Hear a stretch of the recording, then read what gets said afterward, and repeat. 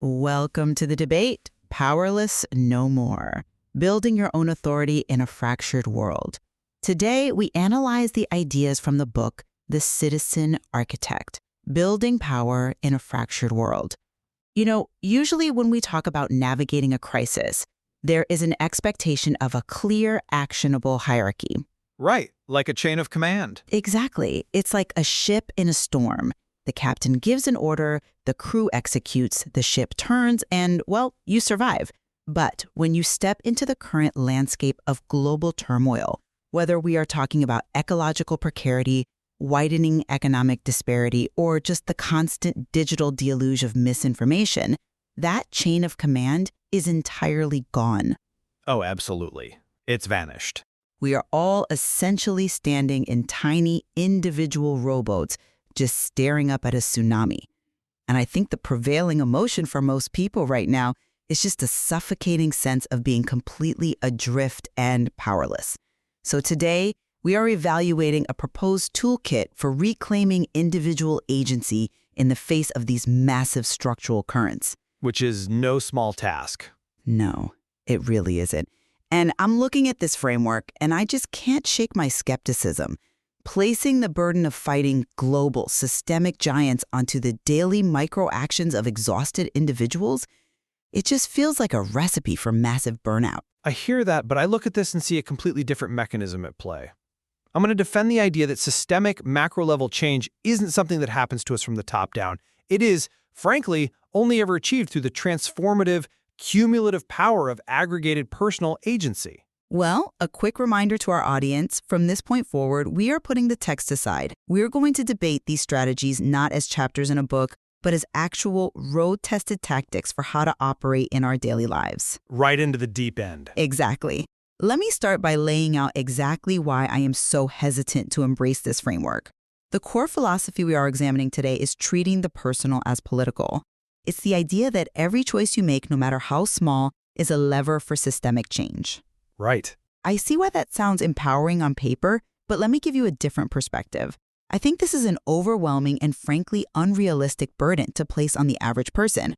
When we talk about power in the real world, we are usually talking about hard power. The heavy hitters. Yeah, we are talking about a billionaire dropping $15 million to fund a massive political campaign, or a global conglomerate lobbying to deregulate environmental protections, or a central bank raising interest rates and instantly wiping out thousands of jobs. Sure, the very visible forces. Right. So when you look at the sheer scale of that direct authority and economic force, turning around and telling a young adult that curating their media diet or buying a bamboo toothbrush is going to fix the world, it feels almost cruel. My primary concern is that this framework risks becoming a massive distraction. A distraction? Yeah, we hyper-focus on our own purity.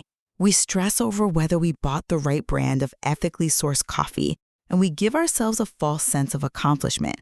We pat ourselves on the back while the actual structural behemoths continue business as usual, entirely unbothered by our individual purchasing habits. I just don't think relying on personal responsibility and micro-strategies actually works in the long run against entrenched institutional force. I mean, I completely understand why it feels that way. But the problem with that perspective is that it relies on an illusion of simplicity regarding how power actually functions. How so? You're focusing entirely on traditional power and hard power. You know, the highly visible coercive forces, the guy with the biggest checkbook or the biggest army. But the strategy we are unpacking today relies on understanding what is called the spectrum of power. Okay. Hard power is just the tip of the iceberg. Beneath the surface, you have structural power.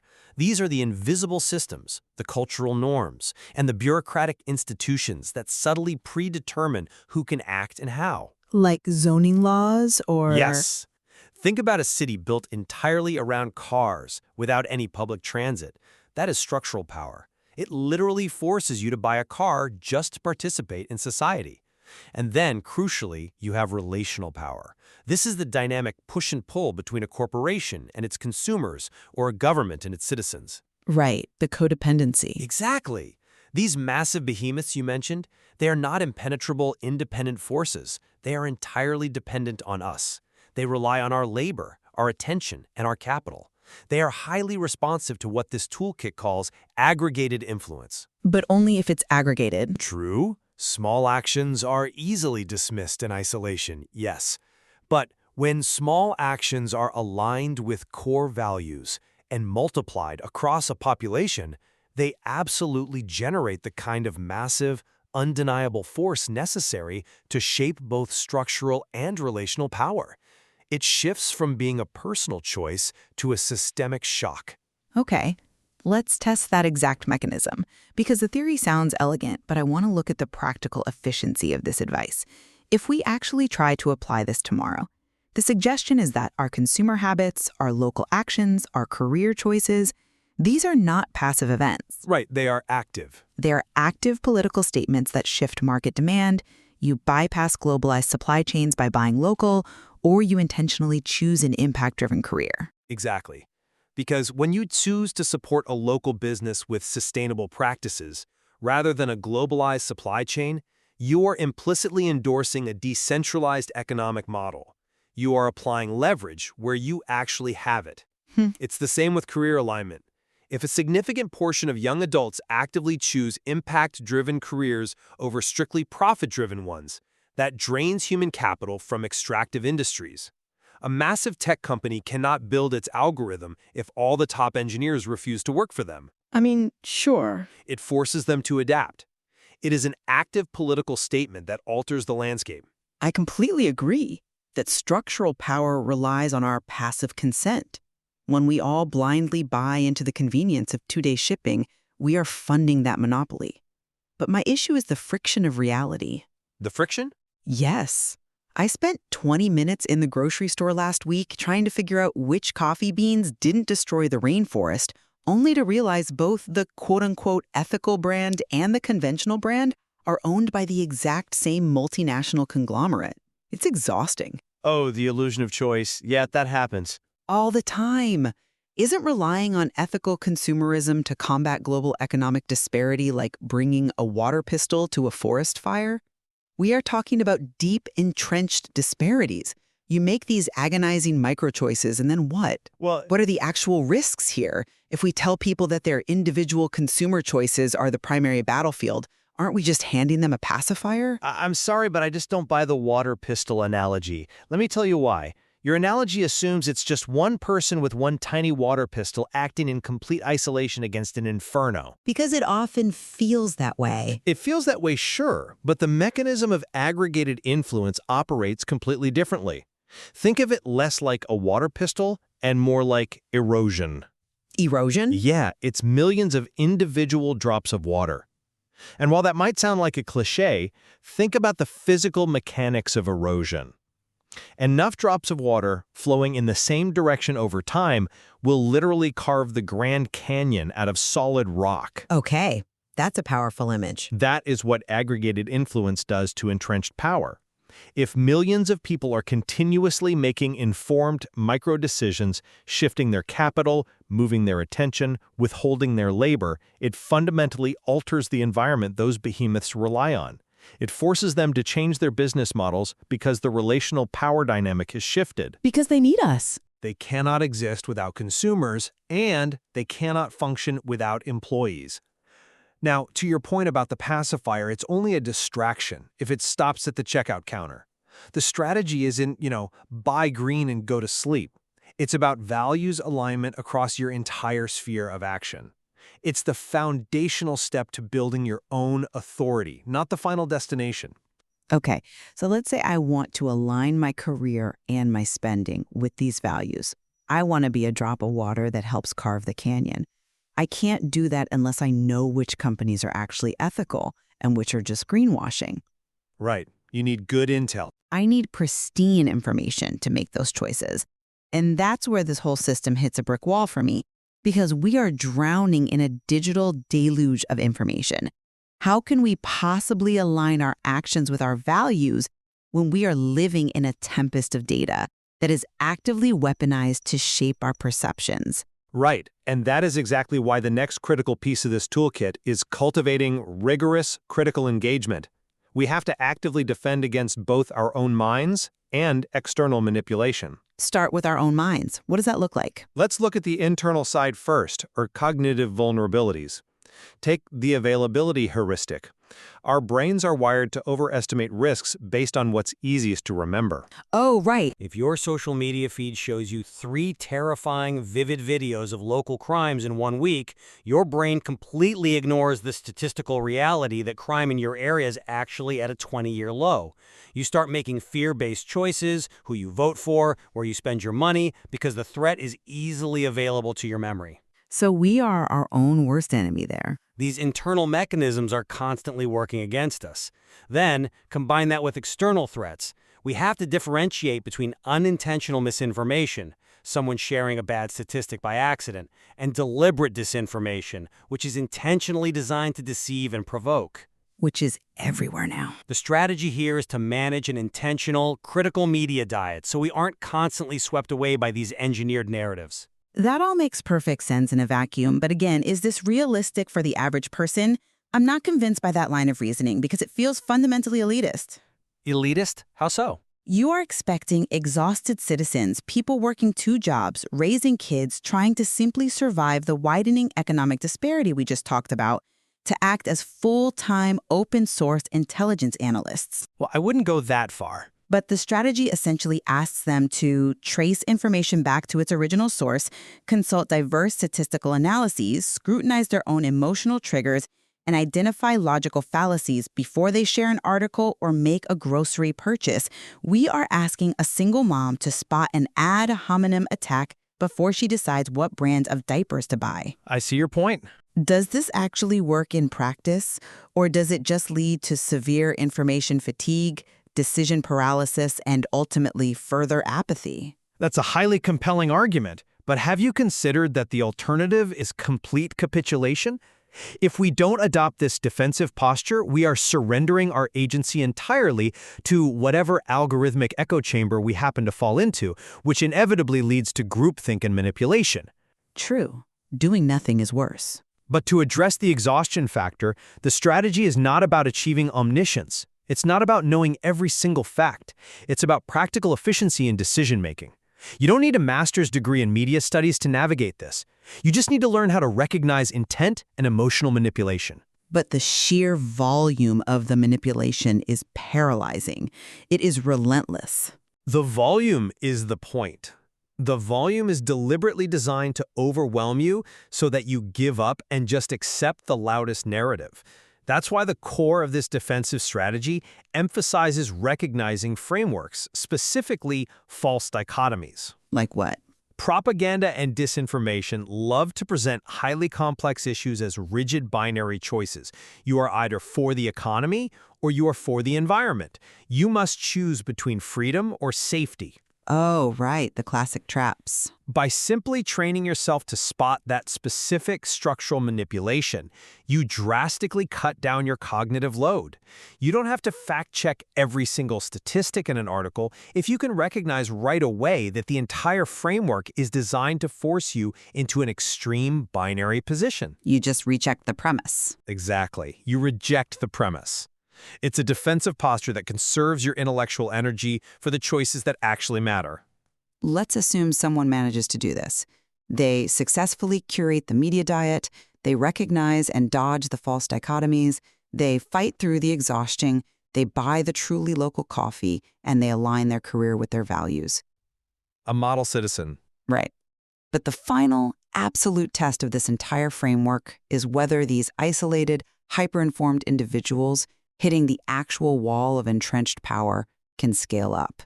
Because if they can't, then all this critical engagement and ethical consumerism is just a very stressful, glorified hobby. How do we bridge the gap between my pristine media diet and actual systemic change? And that is exactly where we arrive at collective power. The historical example that perfectly illuminates the mechanics of this, not just the morality, but the actual mechanics, is the Montgomery bus boycott. Okay, let's unpack that. This wasn't a top-down federal mandate handed out by benevolent leaders. It was sustained bottom-up pressure. And it didn't work just because it was morally righteous. It worked because it weaponized relational power. By withholding their money. Yes, The bus system in Montgomery relied heavily on the fares of the black community to stay solvent. They needed those dimes to buy gas and pay drivers. By ordinary citizens choosing to walk and carpool, enduring severe economic hardship and physical intimidation for 381 days, they entirely cut off the financial fuel to the structural power. They starved the institution until it broke. So the individual agency aggregated. That aggregated individual agency dismantled structural segregation. And we see the exact same mechanics today in decentralized digital movements fighting for data privacy against massive tech monopolies. Like moving to encrypted apps? Exactly. People collectively migrating to encrypted messaging apps forces the monopolies to adopt better privacy standards to win them back. It proves that transformation isn't a top-down decree. It is an organic, powerful eruption from the collective. I see why you point to Montgomery. It's the gold standard of collective action. But I have to push back hard on the survivorship bias inherent in these historical narratives. Survivorship bias? Yes. We remember the Montgomery bus boycott specifically because it worked. We study it because it was successful. But what about the countless strikes, the local boycotts, the grassroots movements that merely exhaust their participants, bankrupt the workers, and achieve absolutely nothing? That's a fair reality check. I deeply question the long-term effectiveness of peaceful protest and community organizing when it goes up against ruthless, deeply entrenched traditional power. Sometimes the establishment doesn't negotiate. They just wait you out until you run out of money, energy, or hope. You're right to point out the brutality of that reality. It is an incredibly slow, resource-intensive process, and nobody is claiming that collective action is a magic wand that guarantees victory. It rarely is. But here is the critical distinction we have to make. It is the only proven method to force accountability when structural power refuses to yield. And the way you survive the waiting game you just mentioned is through what this framework calls strategic engagement. Which looks like what in practice? A successful movement isn't just a single march on a weekend. It's a combination of direct advocacy, visible direct action, and, crucially, mutual aid. Ah, mutual aid. Right. You don't just boycott the bus, you build a highly organized parallel carpool system to get people to work so they don't lose their jobs while they protest. You feed each other. When you layer those tactics, when you build structures to sustain the people who are applying the pressure, you create an undeniable, aggregated force that can actually outlast the establishment. But again, I look at the exhaustion factor. The amount of coordination, sacrifice, and pure grit required to sustain a 381-day boycott or a multi-year pressure campaign on a modern tech giant is absolutely staggering. It asks so much of people who are already at their breaking point. It is staggering. I won't deny that. But the alternative is accepting the premise that we are powerless and just letting the tsunami wash over us. True. The reason the Montgomery boycott succeeded was because it utilized multiple forms of power simultaneously. They used soft power through moral authority and nonviolent resistance. They used collective power through mass participation and economic leverage. And eventually, structural power. Exactly. By forcing legal challenges all the way up to the Supreme Court. That multifaceted approach is the blueprint. You start with the personal. You inform yourself to survive the digital deluge and conserve your mental energy. And then you link your individual agency to a collective movement that provides mutual aid. That is the architecture of sustained resistance. Well, as we wrap up our analysis of the methods presented in The Citizen Architect, I think my critical stance remains firmly rooted in caution. I wouldn't expect anything less. The strategies we've explored today, treating the personal as political, cultivating a highly critical media diet to spot false dichotomies, and building collective movements based on economic leverage, they certainly offer a noble, structured framework for personal integrity. They do. But I urge everyone listening to remain highly vigilant about the limits of individual agency. There is a severe, very real risk of burnout when we place the burden of combating massive structural forces entirely on the shoulders of exhausted citizens. We have to be careful not to mistake our localized efforts for structural victories. We cannot afford to mistake a drop of water for a fire hose. And I would summarize my position by saying These strategies aren't just a noble ideal, they are a must-try operating system for modern life. A must try. Yes, the scale of global turmoil is vast, and the giants are intimidating. But by understanding the true anatomy of influence, by realizing that institutions rely entirely on our passive consent, we can stop feeling completely adrift. It gives you some footing. Defend your mind against digital manipulation. And when you link your personal drops of water to a collective river, you are no longer powerless. You aren't just surviving the system, you are actively architecting a highly effective, sustained resistance.